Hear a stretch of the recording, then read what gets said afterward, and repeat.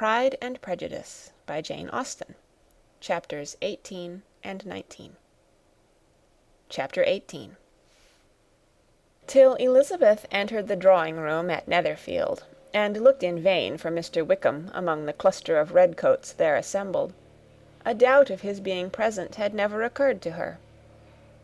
The certainty of meeting him had not been checked by any of those recollections that might not unreasonably have alarmed her. She had dressed with more than usual care, and prepared in the highest spirits for the conquest of all that remained unsubdued in his heart, trusting that it was not more than might be won in the course of the evening.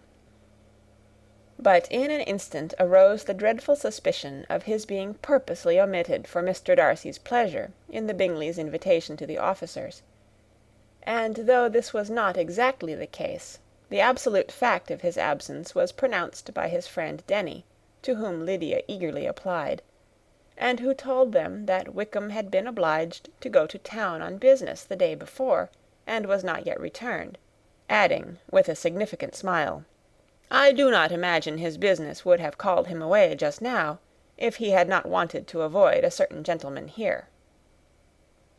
This part of his intelligence, though unheard by Lydia, was caught by Elizabeth; and as it assured her that Darcy was not less answerable for Wickham's absence than if her first surmise had been just, every feeling of displeasure against the former was so sharpened by immediate disappointment, that she could hardly reply with tolerable civility to the polite inquiries which he directly afterwards approached to make.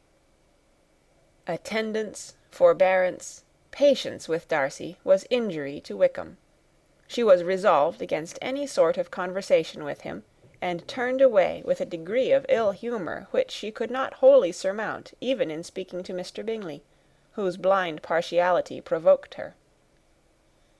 But Elizabeth was not formed for ill humour, and though every prospect of her own was destroyed for the evening, it could not dwell long on her spirits; and having told all her griefs to Charlotte Lucas, whom she had not seen for a week, she was soon able to make a voluntary transition to the oddities of her cousin, and to point him out to her particular notice.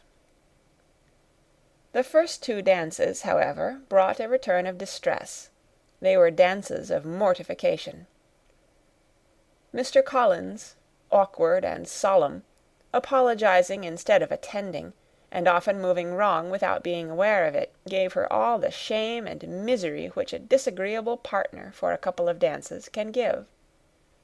The moment of her release from him was ecstasy. She danced next with an officer, and had the refreshment of talking of Wickham, and of hearing that he was universally liked. When those dances were over, she returned to Charlotte Lucas, and was in conversation with her, when she found herself suddenly addressed by Mr. Darcy, who took her so much by surprise in his application for her hand, that, without knowing what she did, she accepted him. He walked away again immediately, and she was left to fret over her own want of presence of mind. Charlotte tried to console her. "I dare say you will find him very agreeable." "Heaven forbid! That would be the greatest misfortune of all, to find a man agreeable whom one is determined to hate. Do not wish me such an evil." When the dancing recommenced, however, and Darcy approached to claim her hand, Charlotte could not help cautioning her in a whisper not to be a simpleton, and allow her fancy for Wickham to make her appear unpleasant in the eyes of a man 10 times his consequence. Elizabeth made no answer, and took her place in the set, amazed at the dignity to which she was arrived in being allowed to stand opposite Mr. Darcy, and reading in her neighbours' looks their equal amazement in beholding it. They stood for some time without speaking a word, and she began to imagine that their silence was to last through the 2 dances, and at first was resolved not to break it, till suddenly fancying that it would be the greater punishment to her partner to oblige him to talk, she made some slight observation on the dance. He replied, and was again silent. After a pause of some minutes, she addressed him a second time with, "It is your turn to say something now, Mr. Darcy. I talked about the dance, and you ought to make some sort of remark on the size of the room or the number of couples." He smiled and assured her that whatever she wished him to say should be said. "Very well. That reply will do for the present. Perhaps by and by I may observe that private balls are much pleasanter than public ones. But now we may be silent." "Do you talk by rule, then, while you are dancing?" "Sometimes. One must speak a little, you know. It would look odd to be entirely silent for half an hour together, and yet for the advantage of some, conversation ought to be so arranged as that they may have the trouble of saying as little as possible." "Are you consulting your own feelings in the present case, or do you imagine that you are gratifying mine?" "Both," replied Elisabeth archly, "for I have always seen a great similarity in the turn of our minds. We are each of an unsocial, taciturn disposition, unwilling to speak unless we expect to say something that will amaze the whole room, and be handed down to posterity with all the éclat of a proverb." "This is no very striking resemblance of your own character, I am sure," said he.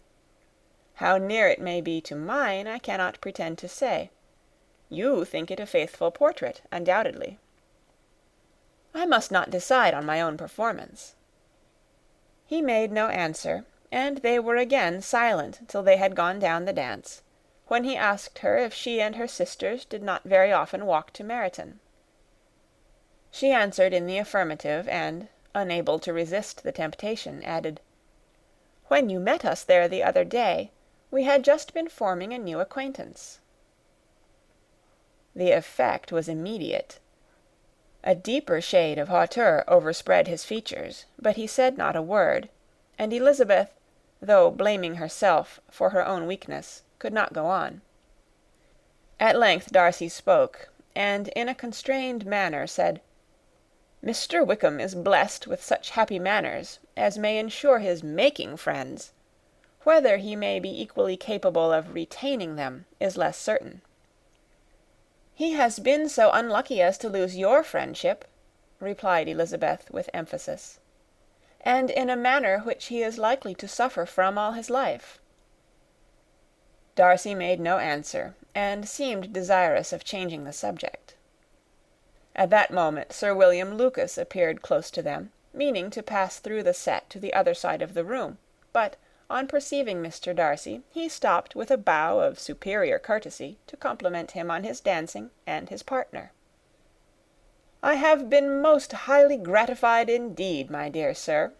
Such very superior dancing is not often seen. It is evident that you belong to the first circles.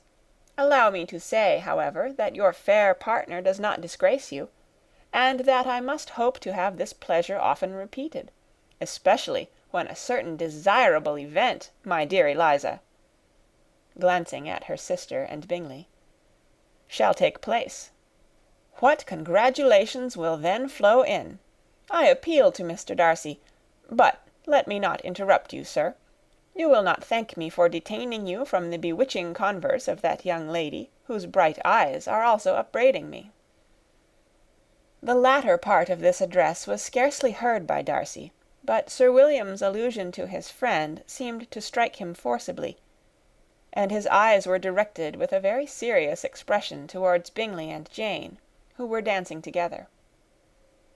Recovering himself, however, shortly, he turned to his partner and said, "Sir William's interruption has made me forget what we were talking of." "I do not think we were speaking at all. Sir William could not have interrupted two people in the room who had less to say for themselves. We have tried 2 or 3 subjects already without success, and what we are to talk of next I cannot imagine." "What think you of books?" said he, smiling. "Books? Oh, no. I am sure we never read the same, or not with the same feelings."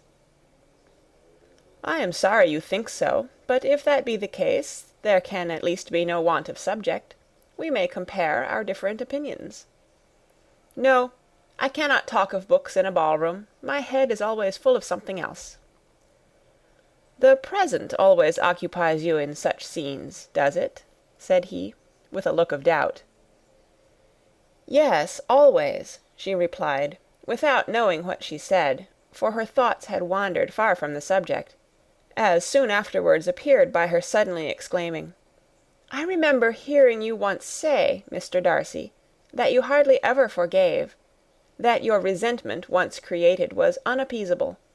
You are very cautious, I suppose, as to its being created." "I am," said he, with a firm voice. "And never allow yourself to be blinded by prejudice?" "I hope not." "It is particularly incumbent on those who never change their opinion to be secure of judging properly at first." "May I ask to what these questions tend?" "Merely to the illustration of your character," said she, endeavouring to shake off her gravity. "I am trying to make it out." "And what is your success?" She shook her head. "I do not get on at all. I hear such different accounts of you as puzzle me exceedingly." "I can readily believe," answered he gravely, "that reports may vary greatly with respect to me, and I could wish, Miss Bennet, that you were not to sketch my character at the present moment, as there is reason to fear that the performance would reflect no credit on either." "But if I do not take your likeness now, I may never have another opportunity."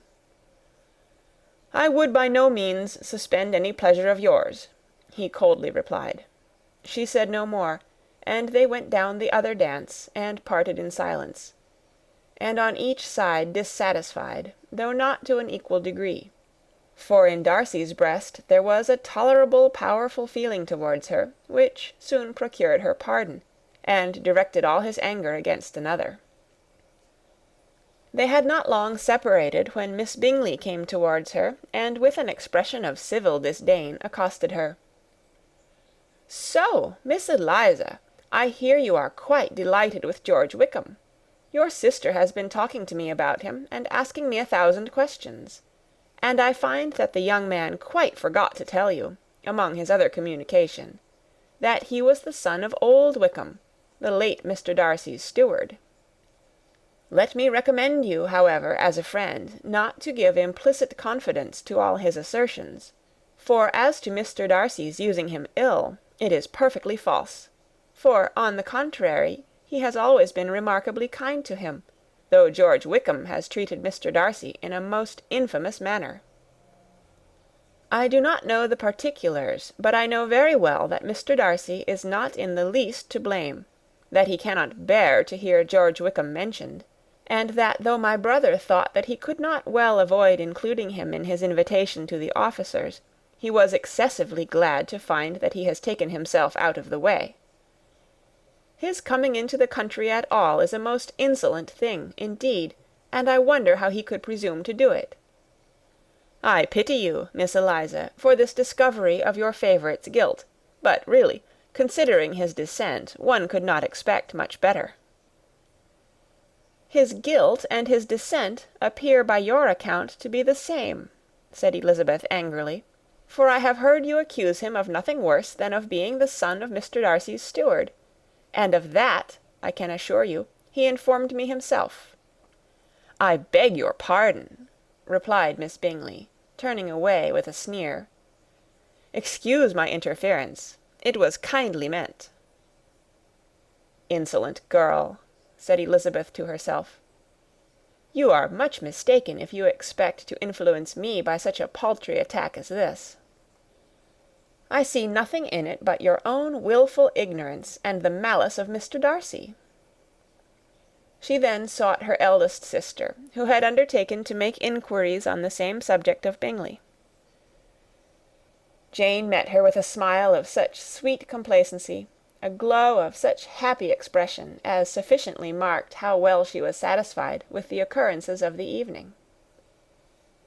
Elizabeth instantly read her feelings, and at that moment solicitude for Wickham, resentment against his enemies, and everything else, gave way before the hope of Jane's being in the fairest way for happiness. "I want to know," said she, with a countenance no less smiling than her sister's, "what you have learnt about Mr. Wickham." but perhaps you have been too pleasantly engaged to think of any third person, in which case you may be sure of my pardon." "No," replied Jane, "I have not forgotten him, but I have nothing satisfactory to tell you. Mr. Bingley does not know the whole of his history, and is quite ignorant of the circumstances which have principally offended Mr. Darcy, but he will vouch for the good conduct, the probity, and honour of his friend, and is perfectly convinced that Mr. Wickham has deserved much less attention from Mr. Darcy than he has received. And I am sorry to say, by his account as well as his sister's, Mr. Wickham is by no means a respectable young man. I am afraid he has been very imprudent, and has deserved to lose Mr. Darcy's regard." "Mr. Bingley does not know Mr. Wickham himself?" "No, he never saw him till the other morning at Meryton." "This account, then, is what he has received from Mr. Darcy. I am satisfied. But what does he say of the living?" "He does not exactly recollect the circumstances, though he has heard them from Mr. Darcy more than once, but he believes that it was left to him conditionally only." "I have not a doubt of Mr. Bingley's sincerity," said Elizabeth warmly, "but you must excuse my not being convinced by assurances only. Mr. Bingley's defence of his friend was a very able one, I dare say, but since he is unacquainted with several parts of the story, and has learnt the rest from that friend himself, I shall venture to still think of both gentlemen as I did before." She then changed the discourse to one more gratifying to each, and on which there could be no difference of sentiment. Elizabeth listened with delight to the happy, though modest hopes which Jane entertained of Bingley's regard, and said all in her power to heighten her confidence in it. On their being joined by Mr. Bingley himself, Elizabeth withdrew to Miss Lucas, to whose inquiry after the pleasantness of her last partner she had scarcely replied, before Mr. Collins came up to them, and told her with great exultation that he had just been so fortunate as to make a most important discovery. "I have found out," said he, "by a singular accident, that there is now in the room a near relation of my patroness. I happened to overhear the gentleman himself mentioning to the young lady who does the honours of the house the names of his cousin, Miss de Bourgh, and of her mother, Lady Catherine. How wonderfully these sort of things occur! Who would have thought of my meeting with, perhaps, a nephew of Lady Catherine de Bourgh in this assembly? I am most thankful that the discovery is made in time for me to pay my respects to him, which I am now going to do, and trust he will excuse my not having done it before. My total ignorance of the connection must plead my apology." "You are not going to introduce yourself to Mr. Darcy?" "Indeed I am. I shall entreat his pardon for not having done it earlier. I believe him to be Lady Catherine's nephew. It will be in my power to assure him that her ladyship was quite well yesterday se'nnight." Elizabeth tried hard to dissuade him from such a scheme, assuring him that Mr. Darcy would consider his addressing him without introduction as an impertinent freedom, rather than a compliment to his aunt, that it was not in the least necessary there should be any notice on either side, and that if it were, it must belong to Mr. Darcy, the superior in consequence, to begin the acquaintance.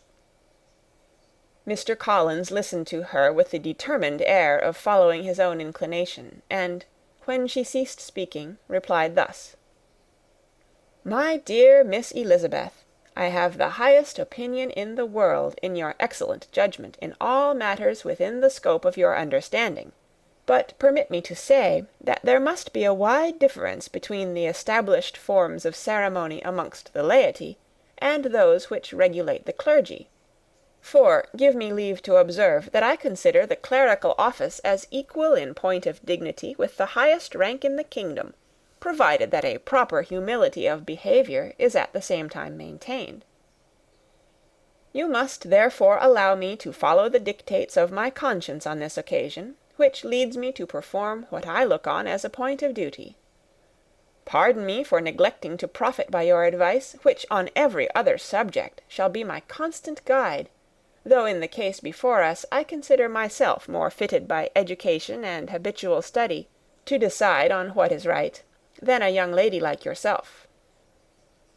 And with a low bow he left her to attack Mr. Darcy, whose reception of his advances she eagerly watched, and whose astonishment at being so addressed was very evident. Her cousin prefaced his speech with a solemn bow, and though she could not hear a word of it, she felt as if hearing it all, and saw in the motion of his lips the words "apology," "Hunsford," and "Lady Catherine de Bourgh." It vexed her to see him expose himself to such a man. Mr. Darcy was eyeing him with unrestrained wonder, and when at last Mr. Collins allowed him time to speak, replied with an air of distant civility. Mr. Collins, however, was not discouraged from speaking again, and Mr. Darcy's contempt seemed abundantly increasing with the length of his second speech, and at the end of it he only made him a slight bow, and moved another way. Mr. Collins then returned to Elizabeth. "I have no reason, I assure you," said he, "to be dissatisfied with my reception. Mr. Darcy seemed much pleased with the attention. He answered me with the utmost civility, and even paid me the compliment of saying that he was so well convinced of Lady Catherine's discernment as to be certain she could never bestow a favour unworthily. It was really a very handsome thought. Upon the whole, I am much pleased with him." As Elizabeth had no longer any interest of her own to pursue, she turned her attention almost entirely on her sister and Mr. Bingley, and the train of agreeable reflections which her observations gave birth to made her perhaps almost as happy as Jane. She saw her in idea settled in that very house, in all the felicity which a marriage of true affection could bestow, and she felt capable, under such circumstances, of endeavouring even to like Bingley's two sisters. Her mother's thoughts, she plainly saw, were bent the same way, and she determined not to venture near her, lest she might hear too much. When they sat down to supper, therefore, she considered it a most unlucky perverseness which placed them within one of each other, and deeply was she vexed to find that her mother was talking to that one person, Lady Lucas, freely, openly, and of nothing else but her expectation that Jane would soon be married to Mr. Bingley. It was an animating subject, and Mrs. Bennet seemed incapable of fatigue while enumerating the advantages of the match. His being such a charming young man, and so rich, and living but 3 miles from them, were the first points of self-gratulation, and then it was such a comfort to think how fond the two sisters were of Jane, and to be certain that they must desire the connection as much as she could do. It was, moreover, such a promising thing for her younger daughters, as Jane's marrying so greatly must throw them in the way of other rich men. And lastly, it was so pleasant at her time of life to be able to consign her single daughters to the care of their sister, that she might not be obliged to go into company more than she liked. It was necessary to make this circumstance a matter of pleasure, because on such occasions it is the etiquette, but no one was less likely than Mrs. Bennet to find comfort in staying home at any period of her life. She concluded with many good wishes that Lady Lucas might soon be equally fortunate, though evidently and triumphantly believing there was no chance of it. In vain did Elizabeth endeavour to check the rapidity of her mother's words, or persuade her to describe her felicity in a less audible whisper, for to her inexpressible vexation she could perceive that the chief of it was overheard by Mr. Darcy, who sat opposite to them. Her mother only scolded her for being nonsensical. "What is Mr. Darcy to me, pray, that I should be afraid of him? I am sure we owe him no such particular civility as to be obliged to say nothing he may not like to hear."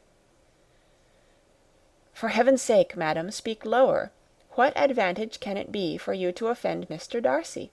You will never recommend yourself to his friend by so doing." Nothing that she could say, however, had any influence.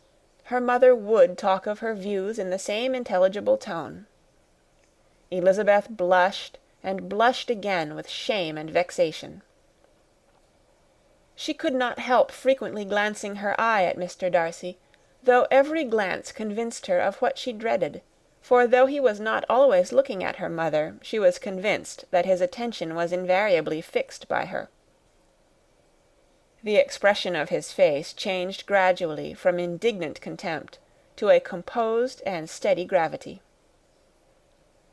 At length, however, Mrs. Bennet had no more to say, and Lady Lucas, who had been long yawning at the repetition of delights which she saw no likelihood of sharing, was left to the comforts of cold ham and chicken.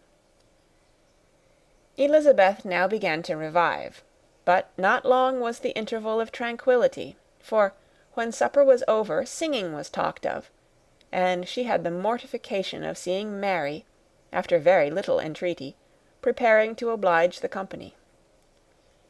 By many significant looks and silent entreaties did she endeavour to prevent such a proof of complaisance, but in vain. Mary would not understand them. Such an opportunity of exhibiting was delightful to her, and she began her song. Elizabeth's eyes were fixed on her with most painful sensations, and she watched her progress through the several stanzas with an impatience which was very ill rewarded at their close. For Mary, on receiving, amongst the thanks of the table, the hint of a hope that she might be prevailed on to favour them again, after the pause of half a minute, began another. Mary's powers were by no means fitted for such a display. Her voice was weak, and her manner affected. Elizabeth was in agonies. She looked at Jane to see how she bore it, but Jane was very composedly talking to Bingley. She looked at his two sisters, and saw them making signs of derision at each other, and at Darcy, who continued, however, imperturbably grave. She looked at her father to entreat his interference, lest Mary should be singing all night.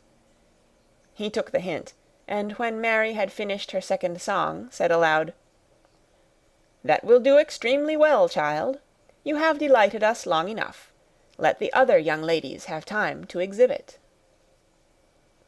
Mary, though pretending not to hear, was somewhat disconcerted, and Elizabeth, sorry for her and sorry for her father's speech, was afraid her anxiety had done no good. Others of the party were now applied to. "If I," said Mr. Collins, "were so fortunate as to be able to sing, I should have great pleasure, I am sure, in obliging the company with an air, for I consider music as a very innocent diversion, and perfectly compatible with the profession of a clergyman. I do not mean, however, to assert that we can be justified in devoting too much of our time to music, for there are certainly other things to be attended to. The rector of a parish has much to do. In the first place, he must make such an agreement for tithes as may be beneficial to himself and not offensive to his patron. He must write his own sermons, and the time that remains will not be too much for his parish duties, and the care and improvement of his dwelling, which he cannot be excused from making as comfortable as possible. And I do not think it of light importance that he should have attentive and conciliatory manner towards everybody, especially towards those to whom he owes his preferment. I cannot acquit him of that duty, nor could I think well of the man who should omit an occasion of testifying his respect towards anybody connected with the family." And with a bow to Mr. Darcy, he concluded his speech, which had been spoken so loud as to be heard by half the room. Many stared, many smiled, but no one looked more amused than Mr. Bennet himself, while his wife seriously commended Mr. Collins for having spoken so sensibly, and observed in a half-whisper to Lady Lucas that he was a remarkably clever, good kind of young man. To Elizabeth it appeared that, had her family made an agreement to expose themselves as much as they could during the evening, it would have been impossible for them to play their parts with more spirit or finer success; and happy did she think it for Bingley and her sister that some of the exhibition had escaped his notice. and that his feelings were not of a sort to be much distressed by the folly which he must have witnessed. That his two sisters and Mr. Darcy, however, should have such an opportunity of ridiculing her relations was bad enough, and she could not determine whether the silent contempt of the gentlemen or the insolent smiles of the ladies were more intolerable. The rest of the evening brought her little amusement. She was teased by Mr. Collins, who continued most perseveringly by her side, and though he could not prevail on her to dance with him again, put it out of her power to dance with others. In vain did she entreat him to stand up with somebody else, and offer to introduce him to any young lady in the room. He assured her that as to dancing he was perfectly indifferent to it, that his chief object was by delicate attentions to recommend himself to her, and that he should therefore make a point of remaining close to her the whole evening. There was no arguing upon such a project.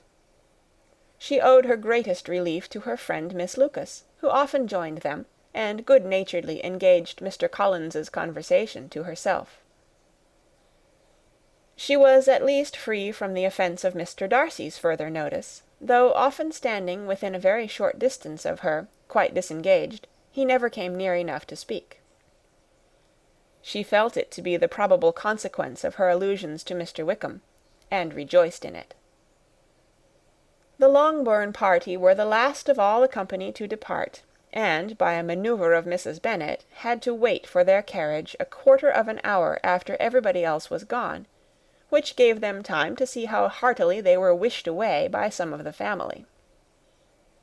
Mrs. Hurst and her sister scarcely opened their mouths, except to complain of fatigue, and were evidently impatient to have the house to themselves.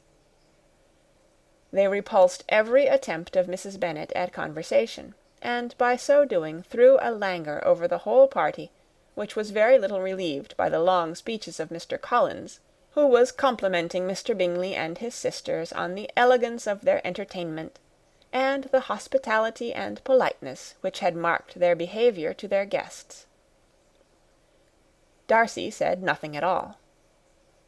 Mr. Bennet, in equal silence, was enjoying the scene. Mr. Bingley and Jane were standing together, a little detached from the rest, and talked only to each other. Elisabeth preserved as steady a silence as either Mrs. Hurst or Miss Bingley, and even Lydia was too much fatigued to utter more than the occasional exclamation of "Lord, how tired I am!" accompanied by a violent yawn. When at length they arose to take leave, Mrs. Bennet was most pressingly civil in her hope of seeing the whole family soon at Longbourn, and addressed herself especially to Mr. Bingley, to assure him how happy he would make them by eating a family dinner with them at any time, without the ceremony of a formal invitation. Bingley was all grateful pleasure, and he readily engaged for taking the earliest opportunity of waiting on her, after his return from London, whither he was obliged to go the next day for a short time. Mrs. Bennet was perfectly satisfied, and quitted the house under the delightful persuasion that, allowing for the necessary preparations of settlements, new carriages, and wedding clothes, she should undoubtedly see her daughter settled at Netherfield in the course of 3 or 4 months. Of having another daughter married to Mr. Collins she thought with equal certainty, and with considerable, though not equal, pleasure. Elisabeth was the least dear to her of all her children, and though the man and the match were quite good enough for her, the worth of each was eclipsed by Mr. Bingley and Netherfield. End of chapter 18. Chapter 19. The next day opened a new scene at Longbourn. Mr. Collins made his declaration in form. Having resolved to do it without loss of time, as his leave of absence extended only to the following Saturday, and having no feelings of diffidence to make it distressing to himself even at the moment, he set about it in a very orderly manner, with all the observances which he supposed a regular part of the business. On finding Mrs. Bennet, Elisabeth and one of the younger girls together, soon after breakfast, he addressed the mother in these words: "May I hope, madam, for your interest with your fair daughter Elisabeth, when I solicit for the honour of a private audience with her in the course of this morning?" Before Elisabeth had time for anything but a blush of surprise, Mrs. Bennet answered instantly, "Oh dear, yes, certainly. I am sure Lizzie will be very happy. I am sure she can have no objection. Come, Kitty, I want you upstairs." And, gathering her work together, she was hastening away, when Elisabeth called out, "Dear madam, do not go. I beg you will not go. Mr. Collins must excuse me. He can have nothing to say to me that anybody need not hear. I am going away myself." "No, no, nonsense, Lizzie. I desire you to stay where you are." And upon Elisabeth's seeming really, with vexed and embarrassed looks, about to escape, she added, "Lizzie, I insist upon your staying and hearing Mr. Collins." Elisabeth would not oppose such an injunction, and a moment's consideration making her also sensible that it would be wisest to get it over as soon and as quietly as possible, she sat down again and tried to conceal, by incessant employment, the feelings which were divided between distress and diversion. Mrs. Bennet and Kitty walked off, and as soon as they were gone, Mr. Collins began. "Believe me, my dear Miss Elisabeth, that your modesty, so far from doing you any disservice, rather adds to your other perfections. You would have been less amiable in my eyes, had there not been this little unwillingness, but allow me to assure you that I have your respected mother's permission for this address. You can hardly doubt the purport of my discourse, however your natural delicacy may lead you to dissemble. My attentions have been too marked to be mistaken. Almost as soon as I entered the house, I singled you out as the companion of my future life.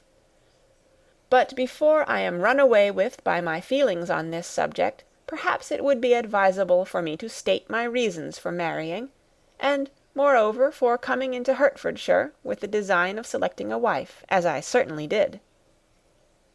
The idea of Mr. Collins, with all his solemn composure, being run away with by his feelings, made Elisabeth so near laughing that she could not use the short pause he allowed in any attempt to stop him further, and he continued, "My reasons for marrying are, first, that I think it a right thing for every clergyman in easy circumstances, like myself, to set the example of matrimony in his parish. Secondly, that I am convinced that it will add very greatly to my happiness, and thirdly, which perhaps I ought to have mentioned earlier, that it is the particular advice and recommendation of the very noble lady whom I have the honour of calling patroness. Twice has she condescended to give me her opinion, unasked too, on this subject, and it was but the very Saturday night before I left Hunsford, between our pools at quadrille, while Mrs. Jenkinson was arranging Miss de Bourgh's footstool, that she said, "Mr. Collins, you must marry. A clergyman like you must marry. Choose properly, choose a gentlewoman for my sake, and for your own let her be an active, useful sort of person, not brought up high, but able to make a small income go a good way. This is my advice. Find such a woman as soon as you can, bring her to Hunsford, and I will visit her. Allow me, by the way, to observe, my fair cousin, that I do not reckon the notice and kindness of Lady Catherine de Bourgh as among the least of the advantages in my power to offer. You will find her manners beyond anything I can describe, and your wit and vivacity, I think, must be acceptable to her, especially when tempered with the silence and respect which her rank will inevitably excite. Thus much for my general intention in favour of matrimony. It remains to be told why my views were directed towards Longbourn, instead of my own neighbourhood, where I can assure you there are many amiable young women. But the fact is, that being, as I am, to inherit this estate after the death of your honoured father, who, however, may live many years longer, I could not satisfy myself without resolving to choose a wife from among his daughters, that the loss to them might be as little as possible when the melancholy event takes place, which, however, as I have already said, may not be for several years. This has been my motive, my fair cousin, and I flatter myself it will not sink me in your esteem. And now nothing remains but for me to assure you in the most animated language of the violence of my affection. To fortune I am perfectly indifferent, and shall make no demand of that nature on your father, since I am well aware that it could not be complied with, and that £1,000 in the 4 per cents, which will not be yours till after your mother's decease, is all that you may ever be entitled to. On that head, therefore, I shall be uniformly silent, and you may assure yourself that no ungenerous reproach shall ever pass my lips when we are married." It was absolutely necessary to interrupt him now. "You are too hasty, sir," she cried. "You forget that I have made no answer. Let me do it without further loss of time. Accept my thanks for the compliment you are paying me. I am very sensible of the honour of your proposals, but it is impossible for me to do otherwise than to decline them." "I am not now to learn," replied Mr. Collins, with a formal wave of the hand, "that it is usual with young ladies to reject the addresses of the man whom they secretly mean to accept, when he applies for their favour, and that sometimes the refusal is repeated a second or even a third time. I am therefore by no means discouraged by what you have just said, and shall hope to lead you to the altar ere long." "Upon my word, sir," cried Elisabeth, "your hope is a rather extraordinary one after my declaration. I do assure you that I am not one of those young ladies, if such young ladies there are, who are so daring as to risk their happiness on the chance of being asked a second time. I am perfectly serious in my refusal. You could not make me happy, and I am convinced that I am the last woman in the world who could make you so. Nay, were your friend Lady Catherine to know me, I am persuaded she would find me in every respect ill qualified for the situation." "Were it certain that Lady Catherine would think so," said Mr. Collins very gravely.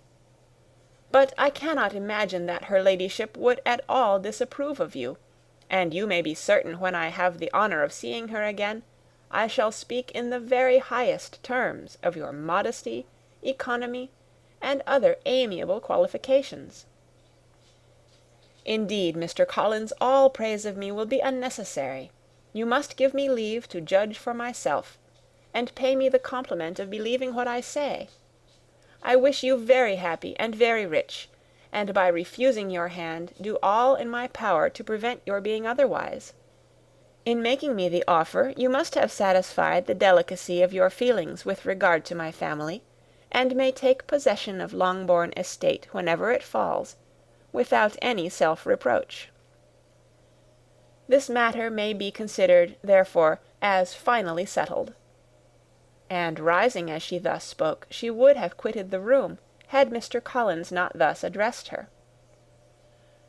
"When I do myself the honour of speaking to you next on the subject, I shall hope to receive a more favourable answer than you have now given me, though I am far from accusing you of cruelty at present, because I know it to be the established custom of your sex to reject a man on the first application, and perhaps you have even now said as much to encourage my suit as would be consistent with the true delicacy of the female character." "Really, Mr. Collins," cried Elisabeth with some warmth, "you puzzle me exceedingly. If what I have hitherto said can appear to you in the form of encouragement, I know not how to express my refusal in such a way as to convince you of its being one."